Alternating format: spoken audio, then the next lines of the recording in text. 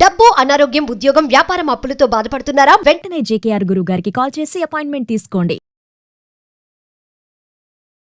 Hi viewers, India largest digital media network Suman టీవీకి స్వాగతం. ప్రస్తుతం మనతో ఉన్నారు మోటివేషనల్ స్పీకర్ హరిత. నమస్తే హరిత. నమస్తే రాధా. ఇప్పుడు ప్రతి ఒక్కరికి స్ట్రెస్ అనేది ఎక్కువ అయిపోయింది. సో దానివల్ల హెల్త్ ఇష్యూస్ బీభత్సంగా వస్తున్నాయి. అంటే ఒకప్పుడు ఈ మనిషి ఆయుష్ ఇంత వరకు అనేది ఉండేది.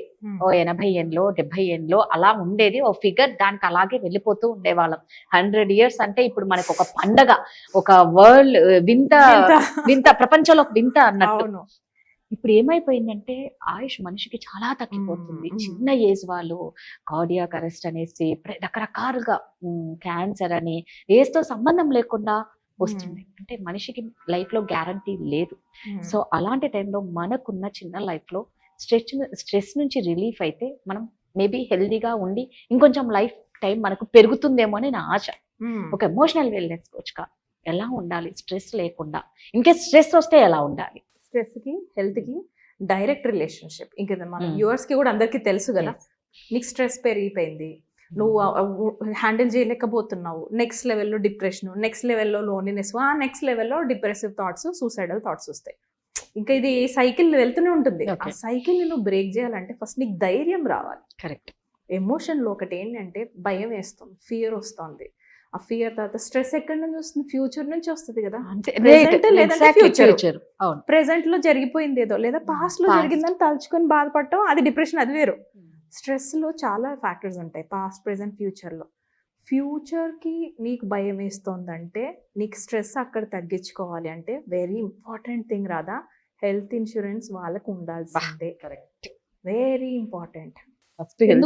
ఉండాలి. ఇప్పుడు సపోజ్ ఒక 3 years బ్యాక్ మా ఇంట్లో వచ్చిన కండిషన్ కి అసలు నా జుట్టు ఊడిపోయింది రాదా, అసలు హెయిర్ ఫాల్ అయిపోయి నేను అందులో ఇంకా నా లైఫ్ ఇలానే ఉంటుందేమో, ఇంకా ఇలానే లైఫ్ లీడ్ చేయాలా, ఒక అన్హ్యాపీ మదర్గా మూల కూర్చొని ఇంకేం చేయలేక పిల్లల లైఫ్లో అన్నీ అవుతుంటే చూస్తూ బాధపడ్డమేనా ఇంకా నేను చేయాల్సిందని ఆ టైంలో నేను నిర్ణయం తీసుకున్నా. ఒకటి అన్నీ ఒకటేసారి సాల్వ్ చేయలేనేమో, 8 problems ఒకటేసారి వచ్చాను, అన్నీ ఒకటేసారి అవ్వకపోవచ్చు, but step by step let me solve one by one after the other.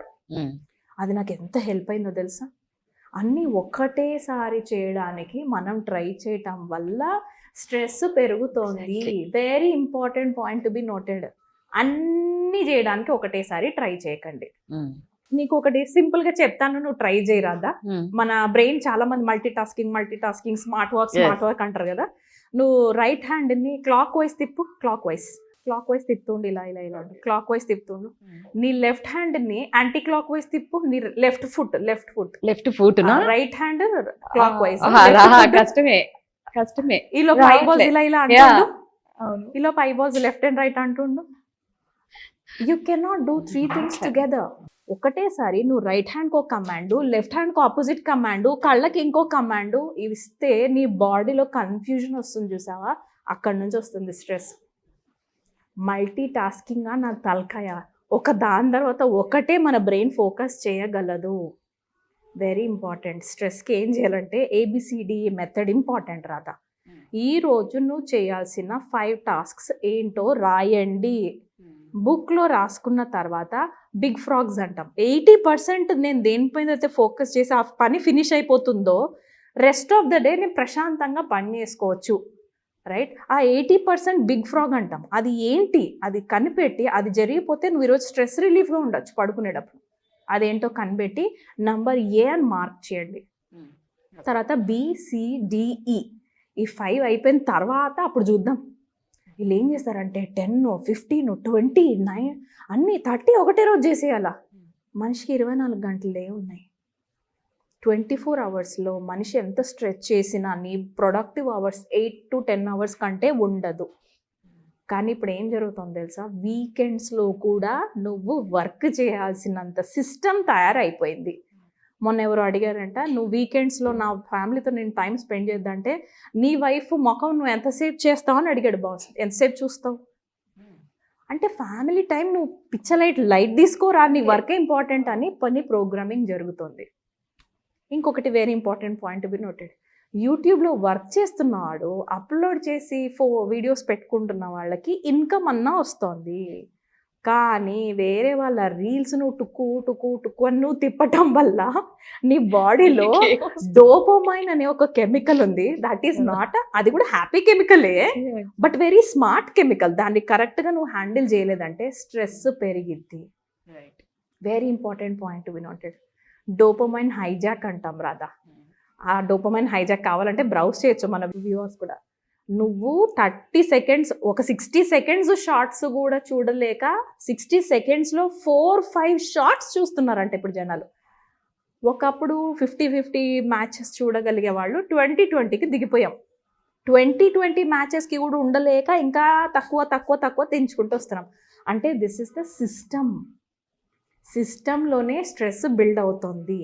ఇప్పుడు మనం సిస్టమ్ని ఏం చేయలేం, కానీ నేను ఆ సిస్టమ్కి కోపప్ అవ్వగలిగే సర్వైవల్ స్ట్రాటజీస్ని హ్యాపీగా మనం ప్లాన్ చేసుకోవచ్చు. సో ఈ ABCD మెథడ్ వాడుకోండి. And don't try to finish all the tasks in a day. ఒక రోజులోనే అన్ని నేను చేయాలని అస్సలు పెట్టుకోవద్దు. వారం మొత్తం నేను ఫినిష్ చేయాల్సిన టాస్క్స్ ఏంటో రాయండి.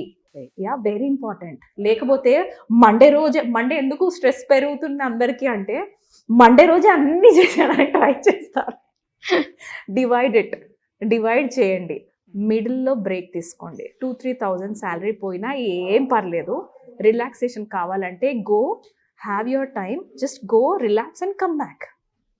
Breaking the patterns is important రాదా. లేకపోతే నీ బాడీలో స్ట్రెస్ పెరగటం వల్ల, ఎక్కడికక్కడ నువ్వు రిలీజ్ చేయకపోవటం వల్ల బ్లాకేజెస్ అవుతాయి. ఎమోషనల్ బ్లాకేజెస్ కూడా ఉంటాయి. ఆ బ్లాకేజ్, ఇప్పుడు సపోజ్ నాకు ఈరోజు నీ మీద కోపం వచ్చింది, కానీ నాకు వర్క్ ఎక్కువ ఉంది, సో నేను నీ మీద కోపాన్ని పోస్ట్ పోన్ చేశాను.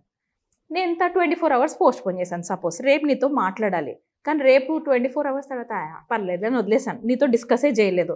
ఆ కోపం ఏమవుతుంది, అక్కడే అయిపోయింది. ఆ వాల్ క్లోజ్ చేసింది. అది నెక్స్ట్ టైం నువ్వు కలిసేసరికి దొంగ మొహంది నన్ను లాస్ట్ టైం అనేది అంటారు. That's a negative impression I'm creating. మళ్ళీ నేను ఆ లెవెల్ నుంచి ఆపరేట్ చేస్తాను. యాడ్ అయ్యి నా బాడీలో నా హార్ట్ వాల్కి బ్లాకేజ్ అవుతుంది. అది ఈ emotional blockages are very important. ఈ సప్రెషన్స్ వద్దు మనకి. స్ట్రెస్కి వెరీ ఇంపార్టెంట్. అంటే నేను ఎమోషనల్ వెల్నెస్ కోచ్ కాబట్టి నా సబ్జెక్ట్లోకి తీసుకొస్తాను, బట్ నేను స్టడీ చేశాను. హెల్త్కి దీనికి చాలా డైరెక్ట్ ప్రపోర్షనల్. బేసిక్గా భయం ఎక్కువ మనిషికి. లోపల ఫియర్ అనే ఎమోషన్ లేకపోతే మనం ఇలా ఉండం. ఫియర్ మనల్ని కాపాడిద్ది కాదనట్లా, కానీ బియాండ్ ద లెవెల్ పెరిగినప్పుడు మన బాడీ తీసుకోలేదు. ఆ బియాండ్ ద లెవెల్ వెళ్ళాలంటే నీకు హెల్త్ ఇన్సూరెన్స్ నేను కాపాడిద్ది. ఎలానో చెప్పనా, నాకు డబ్బులు లేవు, ఇప్పుడు నేను వాడికి ఫీవర్ వచ్చింది, నేను ఎలా తీసుకెళ్ళాలి. నీకు తెలుసా, యూఎస్కి వెళ్ళి సెటిల్ అయ్యి వాళ్ళు సంపాదించేదే లక్షల్లో కదా. అంత లక్షల్లో సంపాదించినా వాళ్ళ డబ్బుల కోసమే ఇండియా నుంచి సపోజ్ మైగ్రేట్ అయ్యి యూఎస్కి వెళ్ళినా హెల్త్ ప్రాబ్లమ్స్ వస్తే ఎట్లా కొట్టుకుంటారో తెలుసా రాదా. ఎందుకో తెలుసా, వాళ్ళకి అక్కడ హెల్త్ ఇన్సూరెన్స్ లక్షలు అంటే కోట్లలో ఖర్చు పెట్టాలి వాళ్ళు. అంత ఖర్చు వాళ్ళు భరించలేరు కాబట్టి హెల్త్ ఇష్యూసే రావద్దు అని నెగ్లెక్ట్ చేస్తారు ఫస్ట్ ఆఫ్ ఆల్. లేదా అతిగా కేర్ తీసుకుంటారు. పొరపాటున హెల్త్ ఇష్యూ వచ్చిందా, వైఫ్ అండ్ హస్బెండ్ కూర్చొని జుట్లు పీక్కుంటే లెక్క. ఎందుకంటే ఇన్సూరెన్స్ ఉన్నట్లా. ఇక్కడ తీసుకుంటారా బాబు, నేను యూఎస్ సిటిజన్స్ కూడా అదే చెప్తాను, ఆమె health planner in care health insurance. నాకు తెలుసు, హెల్త్ ఇన్సూరెన్స్ తీసుకొని పక్కన మా ఇంట్లో పెట్టాక ఎంత రిలీఫ్గా ఉన్నాను తెలుసా. ఎందుకు, హెల్త్ ఇన్సూరెన్స్ ఎప్పుడు కూడా మనకి ఎక్కడ కాపాడుతుంది, సడన్గా జరిగే ప్రమాదాలని అది కాపాడిద్ది. నువ్వు ఎంత ఒక 10-15% పే చేస్తే సరిపోద్ది. నువ్వు సడన్గా 10 లక్షలు ఖర్చు నీ మీద వచ్చి పడ్డాయి, నీ దగ్గర డబ్బులు లేవు, వస్తుంది కదా నీకు స్ట్రెస్. అక్కడ పేషెంట్ ఎలా అయినా ఉండదు, ఇక్కడ మనం పేషెంట్ ఇంకో బెడ్లో మనం బుక్ చేసుకుని ఆశ్చర్యపోను ఆ stress. So have health insurances. మనకు అది కూడా హెల్ప్ చేస్తాం రాదా. Health care adviser health care health లో చేస్తాను. కావాలంటే ఆ టీమ్ కి కూడా కనెక్ట్ చేయగలం మనం. థ్యాంక్ యూ రాదా.